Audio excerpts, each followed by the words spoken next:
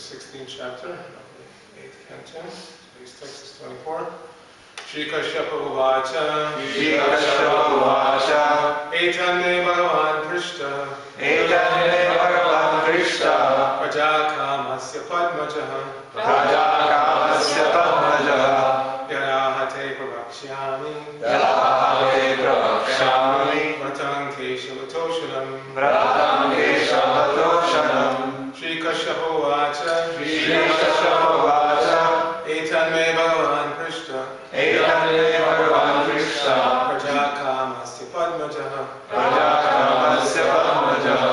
Yadahate Pravakshyami. Yadahate Pravakshami. Vratam Keshavatoshanam. Vratam Keshavatoshanam. Shri Kashyapa Uvacha. Shri Kashyapa Uvacha. Etanme Bhagavan Krishna. Etanme Bhagavan Krishna. Prajakamasya Padmajaha. Prajakamasya Padmajaha. Yarahate Pravakshyami. Yadahate Pravakshami. Vratam Keshavatoshanam. Vratam Keshavatoshanam. He said, Shri Kashyapa Uvacha. Shri Kashyapa Uvacha. Etanme Bhagavan Krishna. Etanme Bhagavan Krishna. Prajakamasya Padmajaha. Prajakamasya Padmajaha.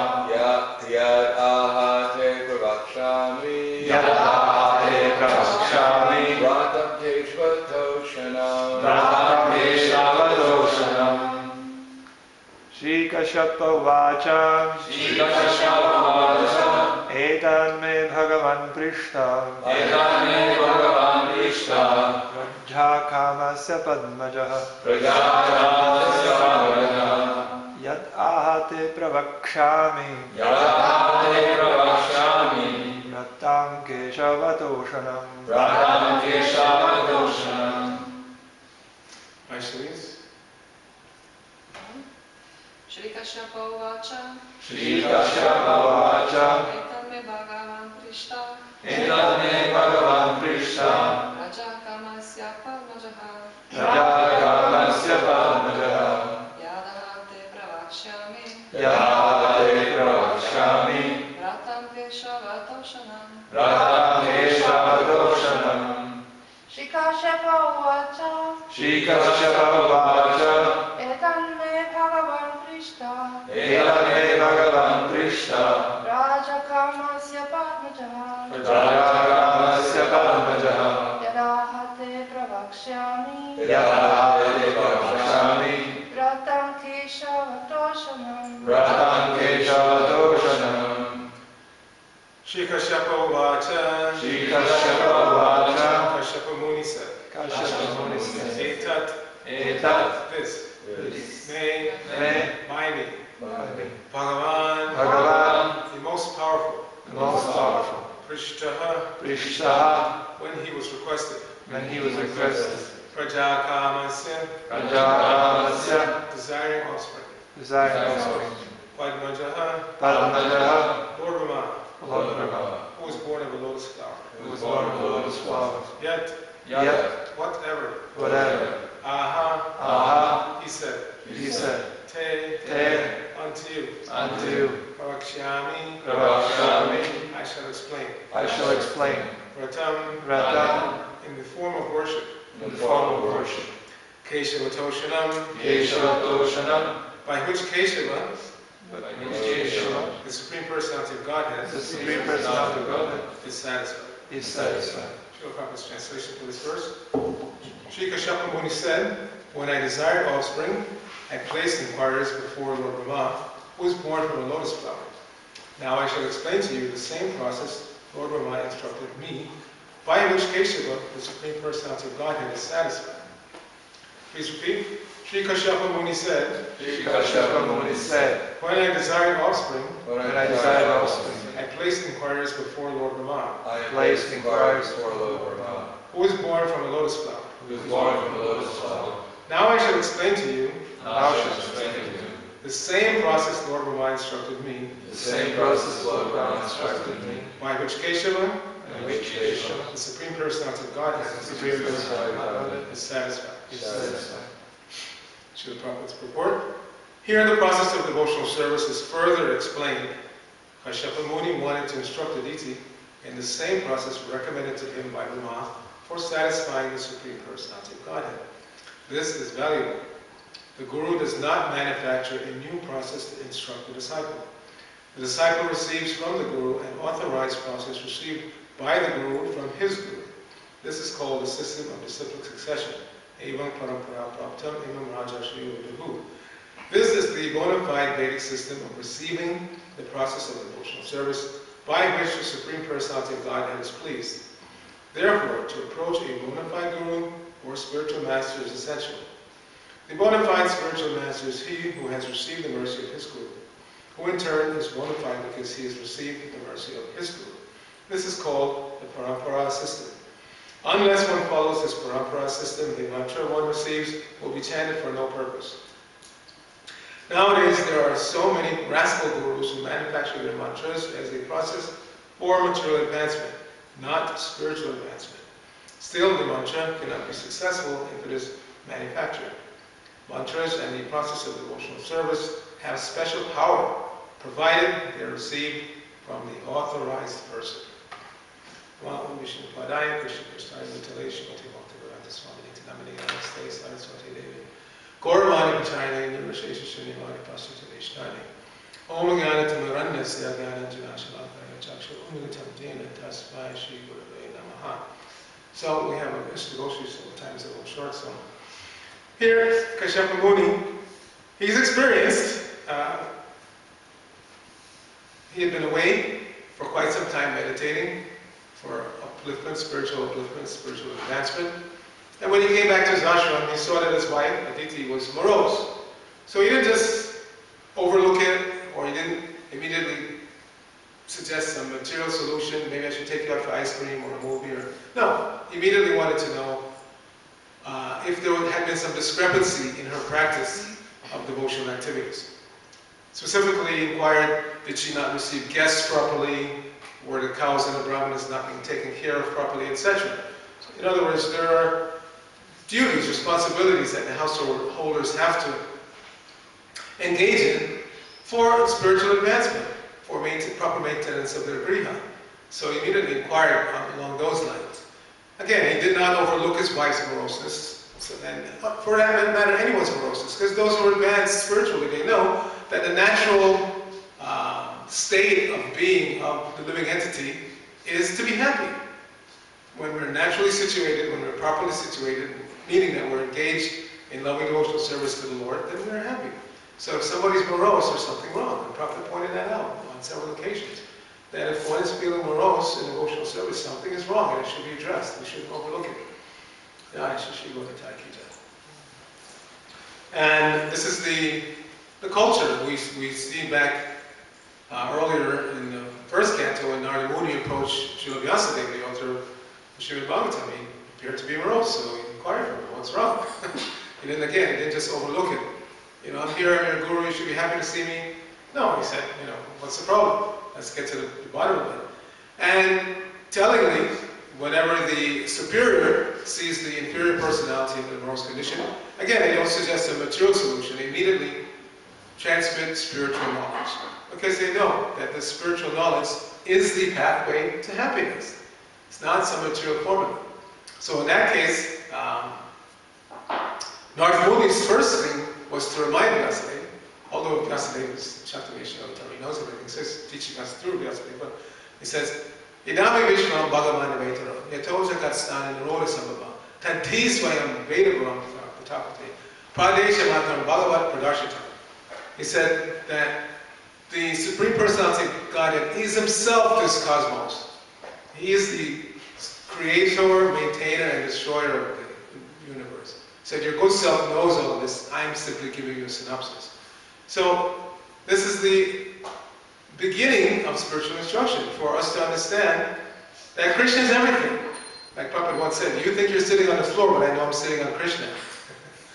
So if we learn to see everywhere, the floor, the plants, each other, as being Krishna's energy, then that immediately starts to uplift our spirits and put us in the right frame of mind, the right consciousness. Here Aditi is aggrieved because her property or the property of her sons by extension also her property, has been taken away by the demons. But the demons are not just anybody, they are her relatives. The same Kashyapa Muni whose father the demigods through a deity, father sired the demons through deity. So they're like brothers. So she's aggrieved, as Lord Shiva pointed out to Sati in that Daksha Yoga, that when you're insulted by your own relatives, it hurts even more than when you're insulted by somebody else. So that's why he's telling her not to go. If you go, you're going to be insulted by your father, and it hurts even more when you're insulted by your own relatives than by somebody else. But one who has perfect vision sees that there is nobody else. We're all related. Whichever way you trace out your genealogy, if you trace it out through the material process, in other words, I'm the son of my father, he's the son of his father, you trace it all goes back to Brahma. So everybody is related to Lord Brahma. We're all related in that respect. And if you trace it out spiritually, Krishna says, all of you are my parts and parcels. So we're all related in that way. Whichever way you trace it out. So we're all relatives. There's no anyone else. This is the problem of modern society.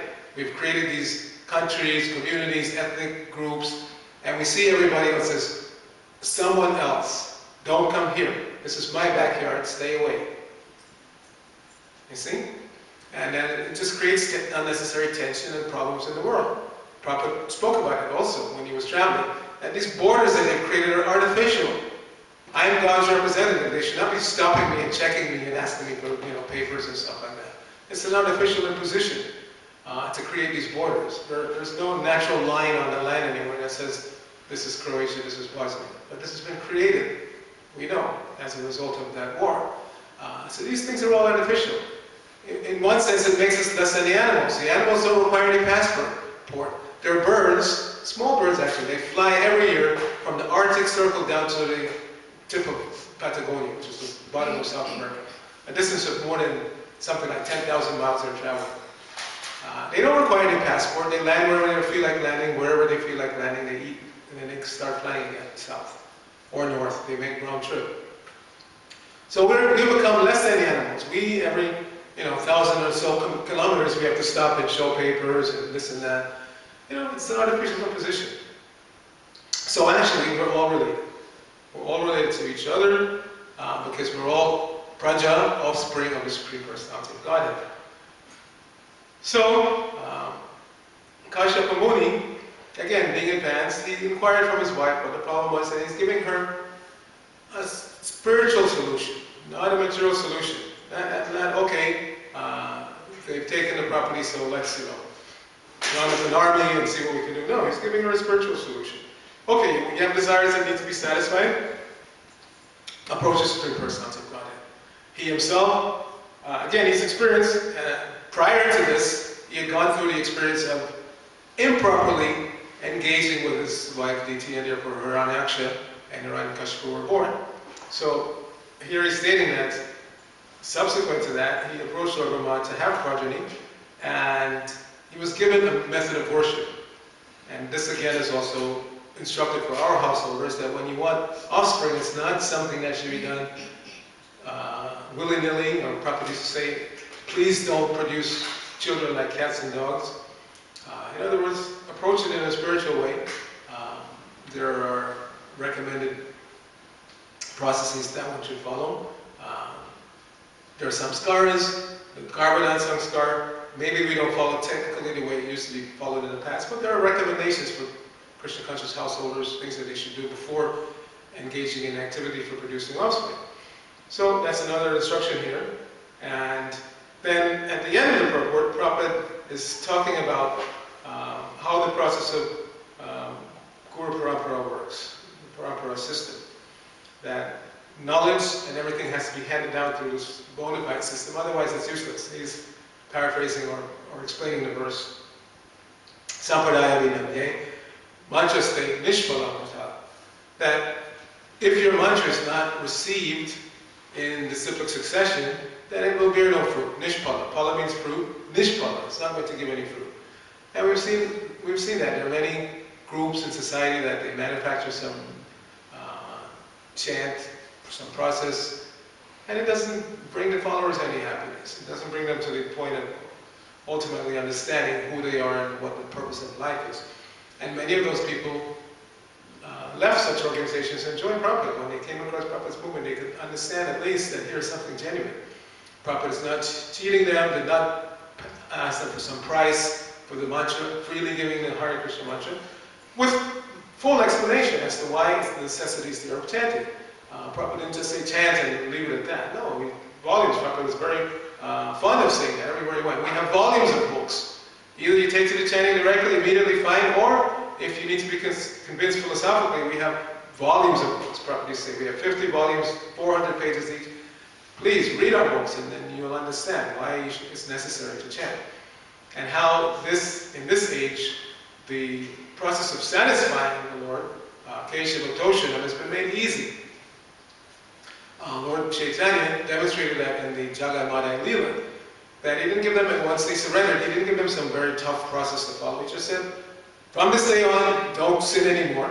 In other words, follow these spiritual principles and chant Hare Krishna mantra, and I'll be pleased. He was ready to kill them.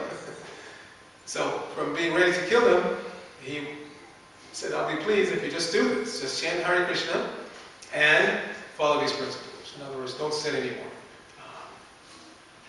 We know that's one of the offenses against the holy name, to commit sinful activities on the strength of chanting the holy name. So he was telling them, don't do this, just chant Hare Krishna, follow these principles. So there's another purport where Prabhupada gets into this business of the Sampradaya and mantras a little more. I think we have time to read it, so let's just read that and then we can open for discussion. That's in the 6th canto, the end of the Ajami Leela, when the Yamadutas came back to Yamaraj and they were perplexed as to how they were stopped for the first time in history. How did this happen? So he's explaining to them. And then that famous verse, part of this is actually a double verse, but the first verse everybody should know. Swayambhu Narada Shamu Kamara Kapilo Munu Pralada Janako Vishnu Balim Vayarskir Vaya. And then he says, I'll just read the translation to the 2 verses. Lord Brahma, Bhagavan Narada, Lord Shiva, the 4 Kumaras, Lord Kapila, the son of Devahuti, Swayambhu Manu, Prahlad Maharaj, Janaka Maharaj, Grandfather Bhishma, Bali Maharaj, Shukadeva Goswami, and I myself know the real religious principle. My dear servants, this transcendental religious principle, which is known as Bhagavad Dharma, or surrender unto the Supreme Lord and love for Him, is uncontaminated by the material modes of nature. It is very confidential and difficult for ordinary human beings to understand. But if by chance one fortunately understands it, he's immediately liberated, and thus he returns home back to God. So Prabhupada gives a purport that's relevant to today's purport. He said, in Bhagavad Gita, Lord Krishna refers to Bhagavad Dharma as the most confidential religious principle. Sarva Goyataram, Goyataram. Krishna says to Arjuna, because you're my very dear friend, I'm explaining to you the most confidential religion. Sarva Dharma Parityajya Mājaya. Give up all other duties and surrender unto me. One may ask, if this principle is very rarely understood, what is the use of it?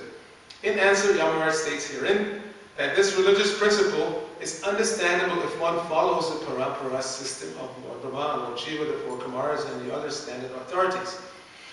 There are 4 lines of disciplic succession, one from Lord Brahma, one from Lord Shiva, one from Lakshmi, the goddess of fortune, and one from the Kumaras. The disciplic succession from Lord Brahma is called the Brahma Sampradaya. The succession from Lord Shiva, Shambhu, is called the Rudra Sampradaya.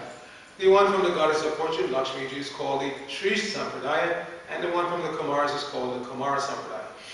One must take shelter of one of these 4 Sampradayas in order to understand the most confidential religious system.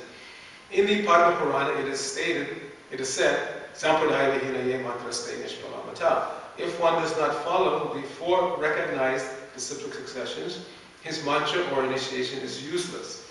In the present day, there are many Apa Sampradayas or Sampradayas which are not bona fide, which have no link to authorities like Lord Brahma, Lord Shiva, the Kumaras, or Lakshmi. People are misguided by such Sampradayas.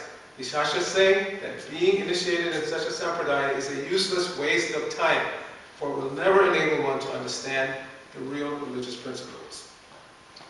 So we're very fortunate. We've been properly connected to Brahma Madhva Gaudiya Sampradaya. Interestingly enough, even though Lord Chaitanya manifested himself in that Sampradaya, his name is not mentioned. It's called the Brahma-Matma Gaudiya Sampradaya. But anyway, we're fortunate to be connected to this bona fide disciplic succession, and we should take advantage of it and pass on the knowledge as we have received it, without changing anything.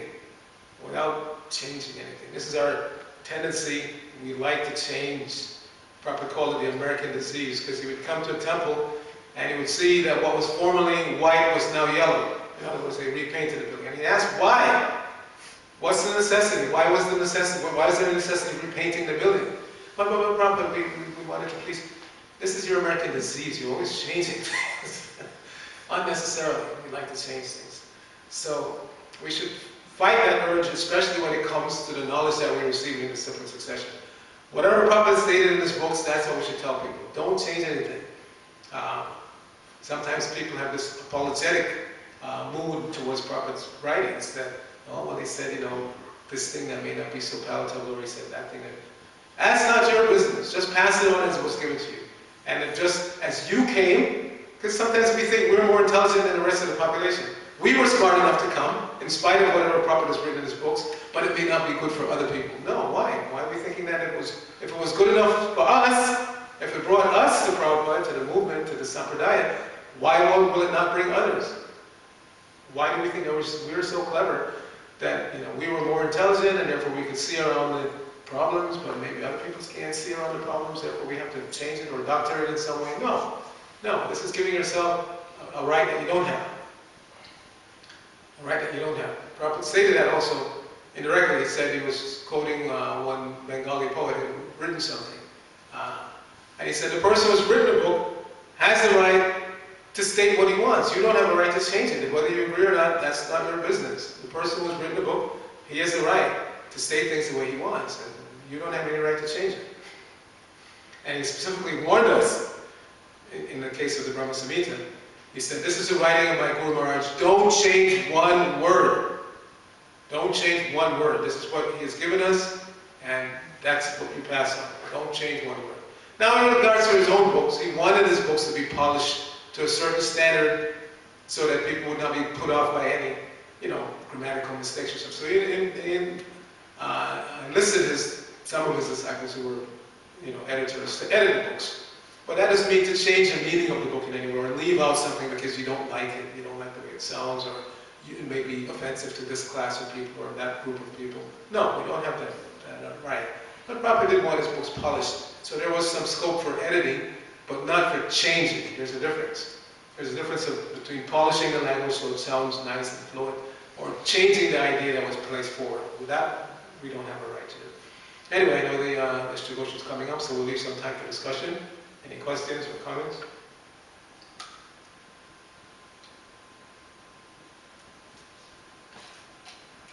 Yes? Probably this instance when the building that was in LA was painted in different colors. In different places, not just LA. Oh, I thought maybe maybe you were there. 76 there was that Prabhupada came from Hawaii and he was disturbed. I thought that was something with the altar. They changed something on the altar. Yeah, they changed many things. Prabhupada was not in favor of spending money for elaborate presentations just to please whom? Yeah, we say we're trying to please Prabhupada, but he also wanted us to be intelligent. And so, for instance, the devotees in a struggling temple would go out and spend hundreds of dollars on flowers to make elaborate garlands to give Prabhupada. Prabhupada was not, overly impressed by this. Use your intelligence. If you're struggling to have money to maintain the temple, why spend hundreds of dollars? You make a simple garland. Prabhupada would have been satisfied. It's what's coming from the heart. It's not the material presentation that makes, and sometimes we still have that mentality. There's a temple where there's a small basket of flowers to serve 30 devotees, but one person will take a big handful. It's not, use your intelligence. If there are 30 devotees and there's a small basket of flower petals, take a little bit. It's not the quantity that's going to impress Prabhupada. It's the sincerity of the heart, the sincerity of your service that pleases the Guru. So so Prabhupada wanted us to train us that way, to be intelligent. Because quite often, again, when Prabhupada would come to a center, when I first started going to the New York Temple, I was impressed. Prabhupada was about to come. And there was this wild activity going on, painting, building a new Vyasa sign. It was impressive. But it should also be tempered by reality. What can you afford to do? In other words, we serve Krishna based on what Krishna has given us. Kolava Sridhar was making just a few paisas selling banana leaves and stuff like that, but he was using half of that income to worship on the Ganges. He wasn't going out and borrowing money to, build an elaborate altar. Whatever he had, he took a portion of that to worship. So we should be also in that mentality. Whatever Krishna said that comes naturally, we use an appropriate portion of that in the worship and for maintenance and stuff like that. Prabhupada didn't necessarily want us to go into, although he said his spiritual master would sometimes put the temple in debt so the brahmacharis would go out and work hard to collect. Not just sit home and, everything is taken care of nicely and I don't have to do anything. So he didn't want that mentality either. But we have to be intelligent and not waste money on elaborate presentations if we don't have it. We should do according to the means. And desiring always, of course, to worship the Lord nicely. But as we've seen in the case of that Brahmana who was worshiping in his mind, he didn't have anything. But he was such an advanced soul that in his mind he was worshiping the Lord elaborately. And because of that, he went back to Vaikuntha. We know the story. In his mind he was touching the sweet rice and he burned his finger. And he woke up and his finger was actually burned. So again, it's not the material manifestation necessarily that pleases the Lord. It's the heart. What's in the heart? Anything else? Okay, right to our Srimad Bhagavatam ki jai, Srila Prabhupada ki jai, or Bhaktivinoda ki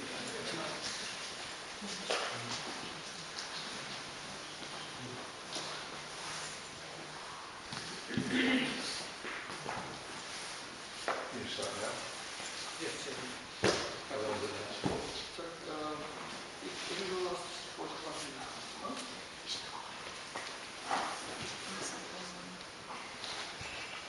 What is, what's in your number? I think we can as far as it Oh. Maharaj is untouched, so if he wants some water, Telephone. Okay.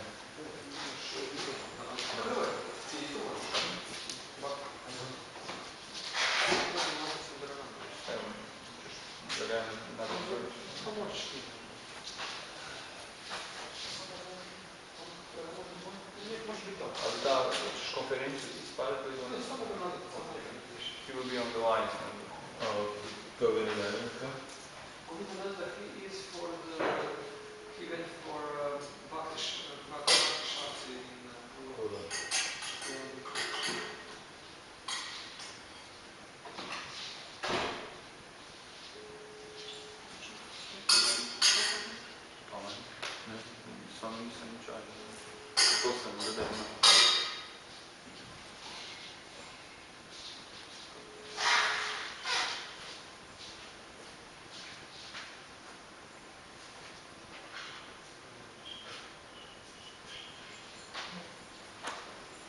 Krishna.